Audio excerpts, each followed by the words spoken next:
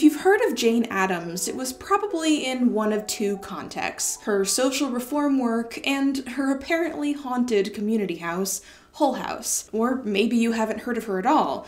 But odds are, at some point you have. At one point labeled the most dangerous woman in America for her pacifist outspokenness, she was a well-known activist working on issues of child labor, public health reform, labor laws, and racism, and Hull House, located at UIC on Halsted Street here in Chicago, established in 1890, was one of the nation's first settlement houses, providing a place of safety and community for Chicagoans in need. She advised numerous US presidents, served on the founding boards of the NAACP and ACLU, and was a key player in the fight for women's right to vote. In 1931, she became the first American woman to earn the Nobel Peace Prize for this work, as well as her work fighting violence and war. But just as popular as these stories are the rumors of ghosts haunting Hull House, which have been the subject of many ghost shows, including YouTube's own beloved Ghoul Boys. Jane Addams, can you turn on the light? Oh, wow. Jane! You know, you were considered one of the most dangerous women on earth. You know that, right? Oh, yeah, okay, you do know that. Do you want us to leave your bedroom now? If so, turn off the light. Okay. But what less people know, unless you've spent time paying a lot of attention to the Boys Town LGBT legacy walk, is that Jane Addams was a Sapphic woman. She never married nor had children, and spent her life in long-term relationships with women, the most prominent of which was with her life partner, Mary Rozet Smith, lasting 40 years until Mary's death in the 1930s. Much has been said of Jane Addams and her life's work, so today I want to give you that story from the angle focusing on her queerness as well. This Pride Month, I'd like to take you on a brief journey through the love story of Jane and Mary, the incredible legacy they left behind, and yes, maybe even some ghosts. Come learn with me. Disclaimer, I cannot obviously cover every detail of Jane Addams' extremely rich and storied life in just one video. She did a lot of stuff. And if you have a problem with me focusing on her queerness, then this is simply not the video for you, and I give you permission to go instead spend those precious minutes of your life doing something you love rather than yelling at me turning everything gay in my comments after already deliberately clicking on a video with the word Sapphic in the title. I've made you a whole list of stuff that you can do instead. Use your time wisely. Let's get into it, but first, let's hear an extra exciting word from today's sponsor, Wayfair. So, exciting news! I am currently hosting Season 2 of the wonderful series A Style Is Born, brought to you by Wayfair. You may already know Wayfair as the site where you can find loads of fantastic home products, but you may not know that they have a YouTube channel where they have various shows exploring the histories of design styles and objects. A Style Is Born is a show where we explore the history behind some of the most iconic design styles. You may be familiar with Season 1, which was hosted by Ariel Bissett, who did such an amazing job and explored some super fascinating styles like mid-century modern, cottagecore, and boho. In this series, we're endeavoring to peel back the layers of some of your favorite styles and see what fascinating history is hiding underneath, and what influences evolved them, what their main elements are, and the social factors that you may not have realized are connected to them, as well as how they're being revived throughout recent decades through to today, so you can incorporate them into your own home if you so desire. You can go ahead and check out the first episode of Season 2, where we explore one of my own personal favorite styles, Art Deco. And come on, who doesn't love Art Deco? So, come learn with me by following A Style Is Born over on Wayfair's YouTube channel, which is linked in the description below. And be sure to subscribe to Wayfair's channel if you want to stay up to date with all of their great content. I've put a link in the description below. Thank you so much to Wayfair for sponsoring this video. And now, let's get back to the video.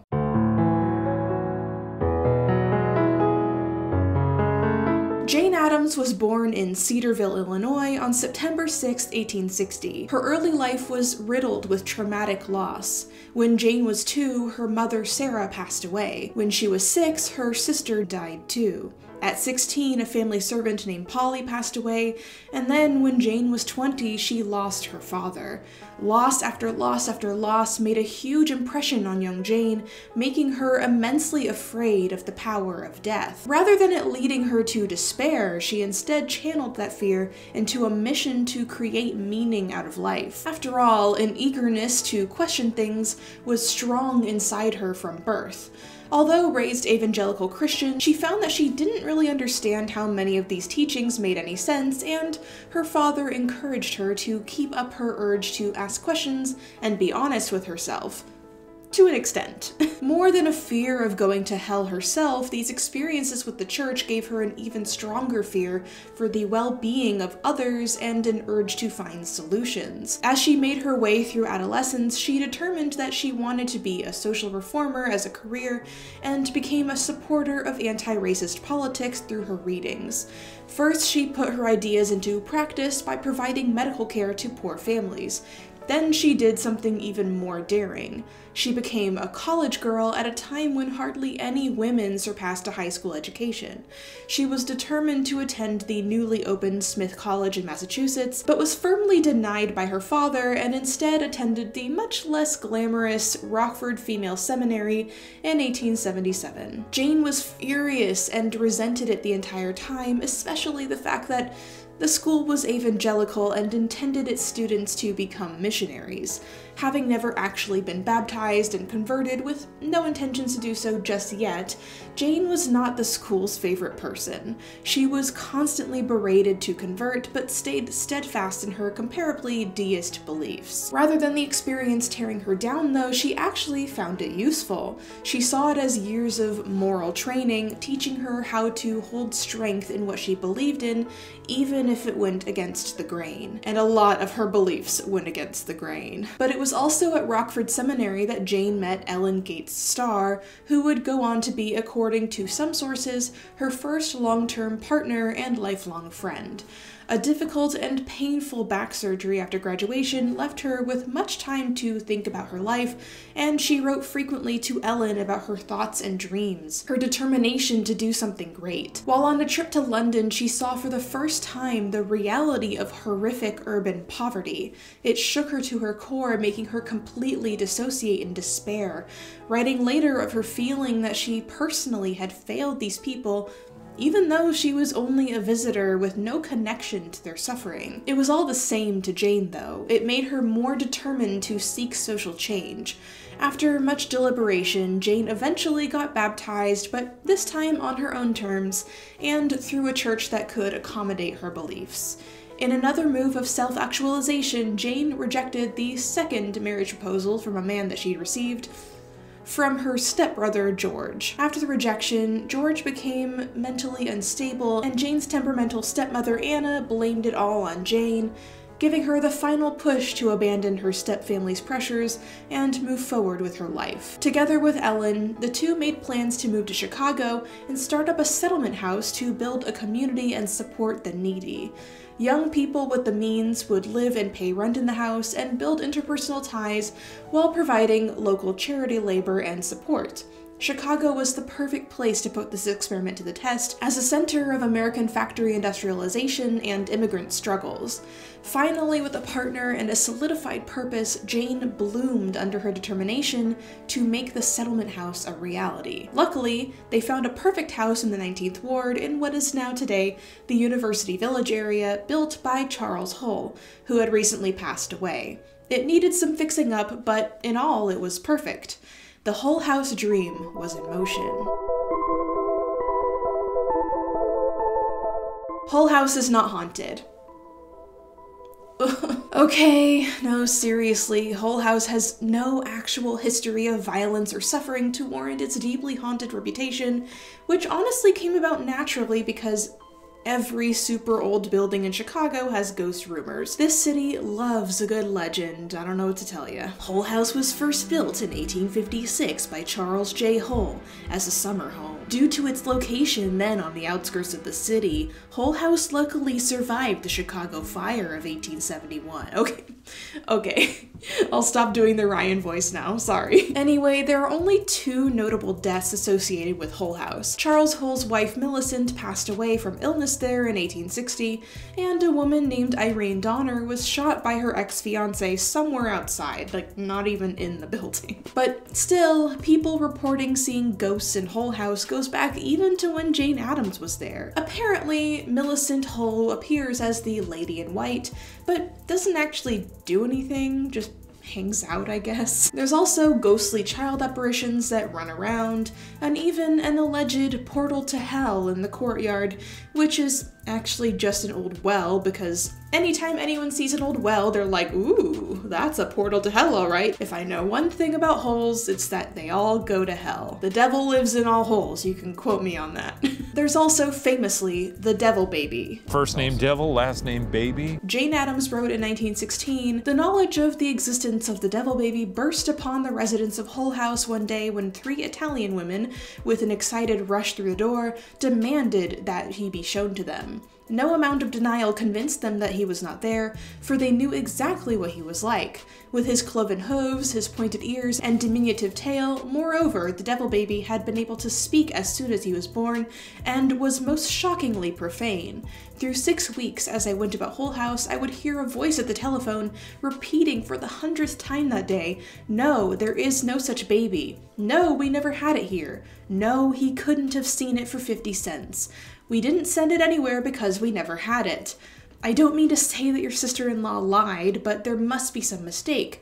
There's no use getting up an excursion from Milwaukee, for there isn't any devil baby at Hull House. We can't give reduced rates because we are not exhibiting anything," and so on and on. As I came near the front door, I would catch snatches of arguments that were often acrimonious. "Why do you let so many people believe it if it isn't here?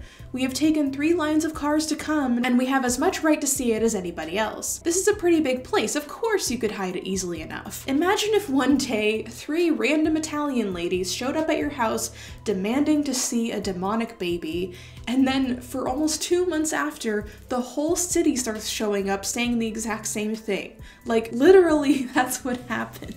I actually do have a devil baby, but his name is Gerald, and you can't have him. Especially if you're Italian. I want some lasagna. But seriously, for 6 weeks, people in the neighborhood were obsessed with the belief that there was a devil baby at Hull House.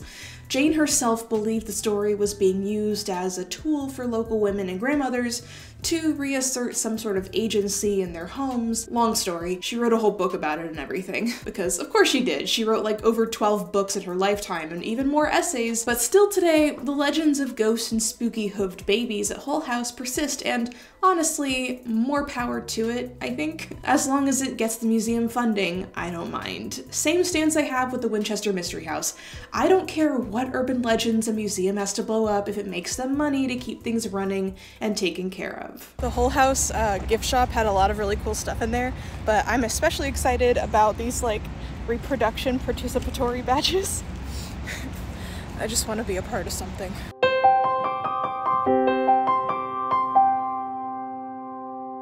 Speaking of needing money to keep things running, that's exactly the problem that Jane and Ellen ran into. Jane's recent inheritance could only go so far. Always eager to give money to those in need, Jane was hemorrhaging her funds. In the meantime, she got involved in union organizing, befriending Mary Kenny and Florence Kelly, who became residents at Hull House and longtime friends and political confidants.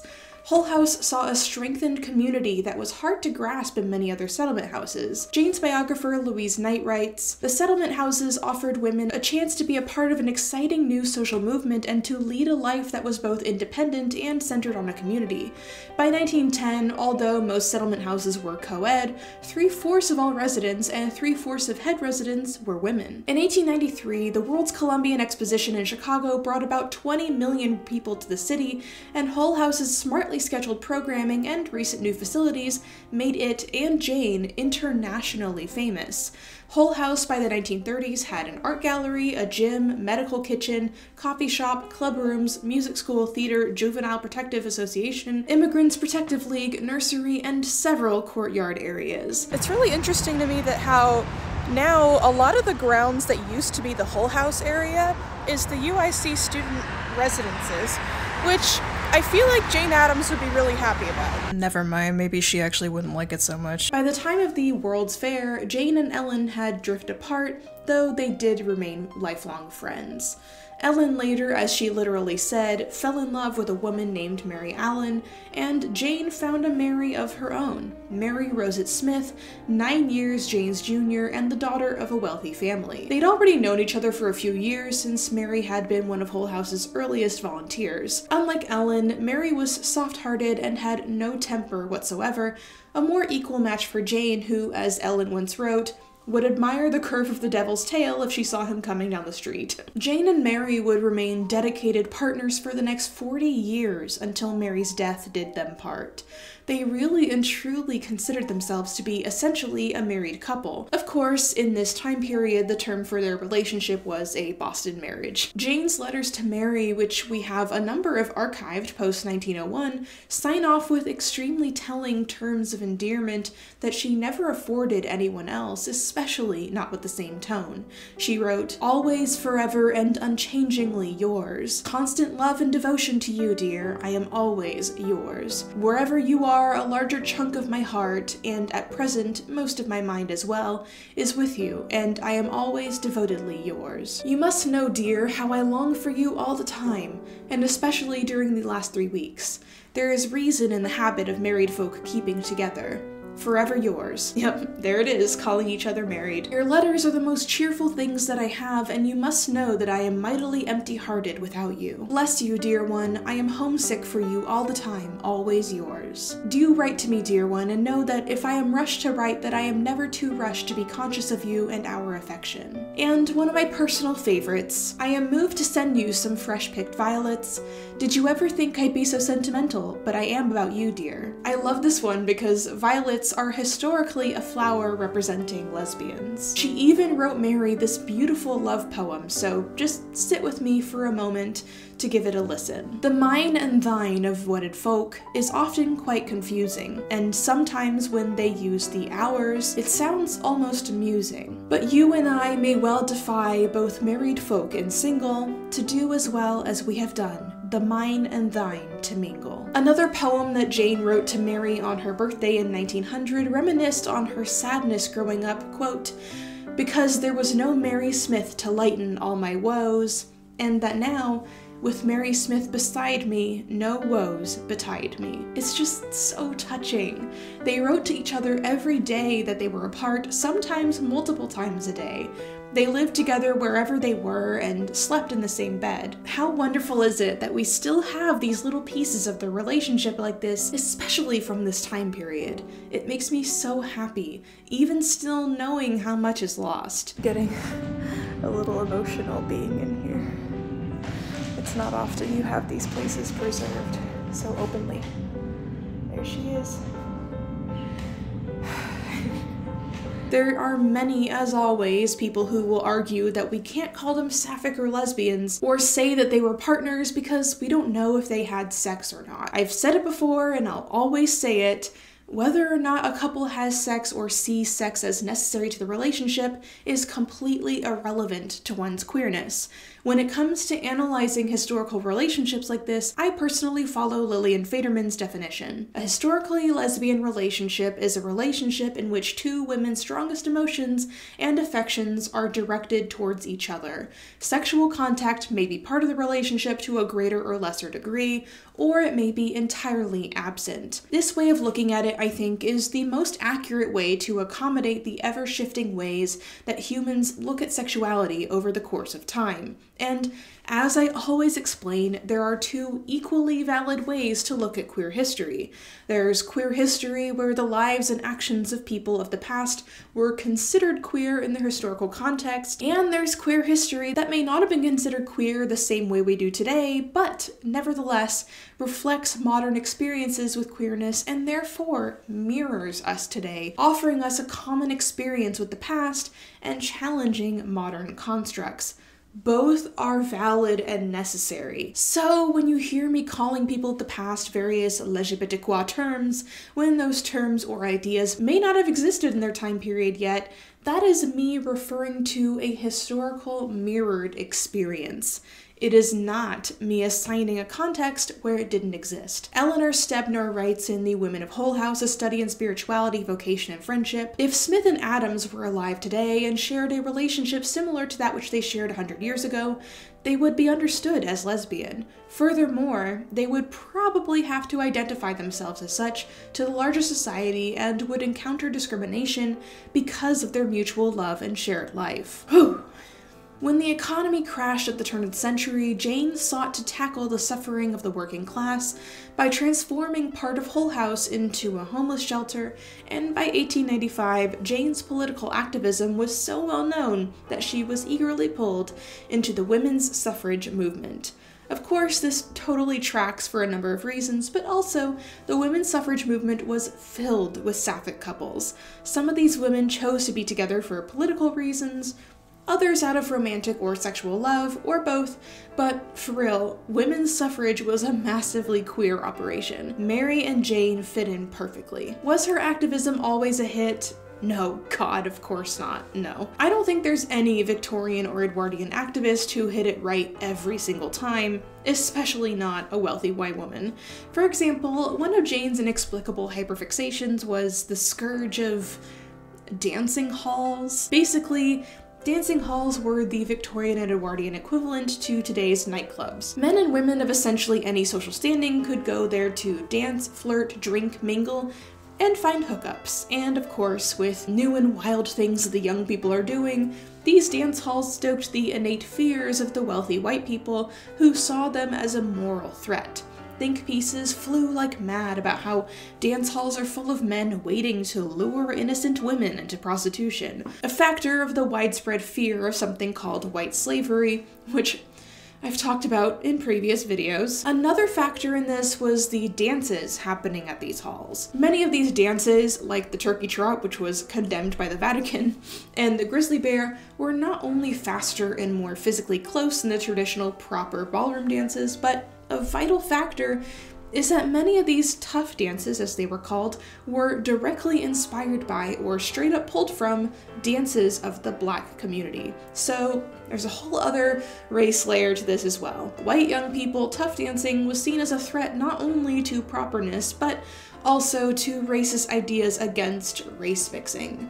When it comes to Jane Addams, as a firm opponent to racism, this wasn't her concern when it came to dance halls. For Jane, who grew up wealthy, she had very specific ideas about women's social emancipation and progress. She saw dancing halls as a threat because she felt that it could put women in danger, and also because these halls would eat away at the meager income that these poor women had. In Jane's mind, rather than partying with that money, it was better spent trying to improve their lives. Aaron Blakemore offers a counter-perspective in this argument, though, in JSTOR Daily. Public worry about charity girls morphed into concern about flappers, then bobby soxers, then hippies, and now millennials. Dance hall reform morphed into attempts to regulate everything from pinball to rap lyrics, video games to raves. The progressive era is long gone, but public spaces where race, sex, and youth intersect, be they physical or internet-based, still provoke outcries from worried wealthy whites. Charity girls blurred the boundaries between pleasure, premarital sex, and prostitution. They did it of their own volition. And by all accounts, they enjoyed themselves tremendously. For a young woman, a dance could be a chance to get close to a beau. A treat could be a chance to experience the physical intimacy that was the opposite of a grinding life behind a sewing machine or in a railroad apartment. And a night on the town could be a chance to treat herself in a world that reduced her to a charity girl. So Jane couldn't hit the nail on the head all of the time, but it's easy to see where her perspective was coming from, given that the social improvement in particular of poor women's lives was her life's work. A rare night of pleasure and fun must have seemed irrelevant to her in the face of abject poverty. It's a complicated problem. But her misses, of which there were definitely some misses, didn't stop her from pushing for change, and right in the middle of the great fight for women's right to vote, World War I came raging in. Still staunchly opposed to violence and suffering, Jane traveled to The Hague as president of the Women's Peace Party, later the ICWPP. They gave speeches, had conferences, and spoke with wounded soldiers. Upon returning to the US, Jane and other women, but especially Jane as the figurehead, were met with intense vitriol from war proponents. The New York Topics wrote, "Jane Addams is a silly, vain, impertinent old maid, who was now meddling with affairs far beyond her capacity." People saw it as a huge offense that a woman would try to speak on matters of war, but Jane was unmoved. When speaking to reporters one day, she said pointedly, "I do not want to say that men are more emotional than women, but they are much more likely to catch this war spirit and think they must prepare to defend the country, even when there is no enemy to prepare against. Women are not quite so easily excited." Of course, the war carried on, and Germany's sinking of the Lusitania brought the US into the war, but it ended soon enough too, leaving a destroyed and spiritually battered Europe in its wake. Jane and her friends set about work trying to bring aid to starving Europeans, including those in Germany. And finally, in 1920, women were awarded the right to vote after decades of battle. Although, key asterisk here, voting rights for poor and women of color were still majorly suppressed, in particular for Black women and men in the South, so voting rights were still incomplete, and frankly still are. Anyway, seeking solace for her poor health, Jane and Mary took a long trip overseas together while Jane continued her writing. She spent most of the 20s continuing her work, fighting segregation in Chicago, which frankly is still an issue today, but I digress, but mostly keeping an eye on her health. When the stock market crashed in 1929, she continued her charity work, earning her a glowing reputation once again in people's eyes once more. Jane later wrote, "We could not lose the conviction that the moral changes in human affairs sometimes begin with the one who is designated as a crank and a freak, and in sterner moments is imprisoned as an atheist or traitor." Unfortunately, she was absolutely right about that one.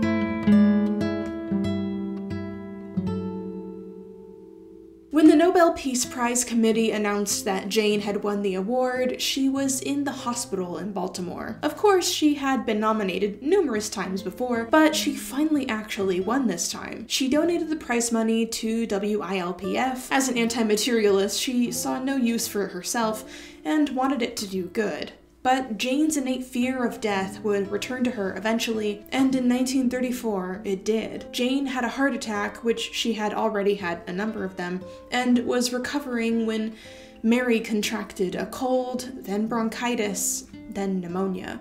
She passed away, unfortunately, when Jane was still too frail to care for her. Jane never recovered from her grief. She told her nephew, "I suppose I could have willed my heart to stop beating, and I longed to relax into doing that, but the thought of what she had been to me for so long kept me from being cowardly." Like so many devoted LGBT partners of their time, Jane did not outlive her beloved by long. After a surgery in 1935, she passed away at the age of 74. Jane is buried in her hometown in Cedarville, and Mary is still here in Chicago, laid to rest in Graceland Cemetery, a place that I've come to visit many times before. Maybe on one of my past visits I passed by her, not knowing how significant she was. I think of that a lot in places like this.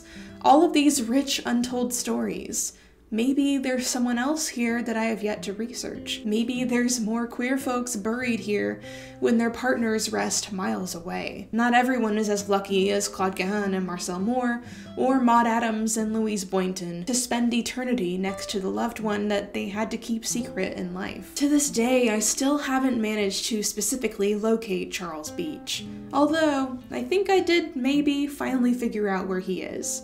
I think. And as I've also experienced many times before, me and my friend Una, who so kindly came along with me on this search, couldn't freaking find Mary. Like, it literally says on findagrave.com that she's buried here. Seriously, I looked at the burial search online, I looked at the maps, I tried finding every Smith plot in the entire cemetery. We sat in that chapel at a loss for like a solid 25 minutes before Una had the very smart idea to just do a little bit of Google searching to find her parents. And we did find her parents, but she wasn't listed on the monument. Because, like, it doesn't really make sense that, like, she would be purposely excluded from the monument because her family was very close with Jane. Yeah. No, and they were close with her, like, her whole life, so it just doesn't make any sense. Maybe when she was buried, they, like, forgot to carve her name in. I hope that's not the case. That would suck so bad. So Mary remains elusive both in life and in death. Honestly, it's very poetic when you think about it. Louise Knight writes, "Is it the child who loves books who becomes a dreamer, or is it the born dreamer who inevitably loves books? Whether cause or effect, books were Jane's passion throughout her life. The day she died, she had a pile by her bedside that she was reading. Throughout her life, books fed her curiosity, her intellect, her imagination, and especially her soul, which was hungry for beauty and meaning." Personally, I think she succeeded. One person can never hope to fix everything in their short lifetime, but Jane sure as hell tried. Like so many queer couples of their time, most of Jane and Mary's personal correspondences relating to their relationship were burned. In this case, though we have so many of those lovely letters that Jane wrote to Mary that I mentioned earlier, almost all of Mary's end of their conversations were destroyed. We're lucky to have what we do, but it's still a frustrating constant struggle to run into all these unanswered questions time and time again. There's so much about Mary lost to time, even though she was such a key and beloved figure at Hull House.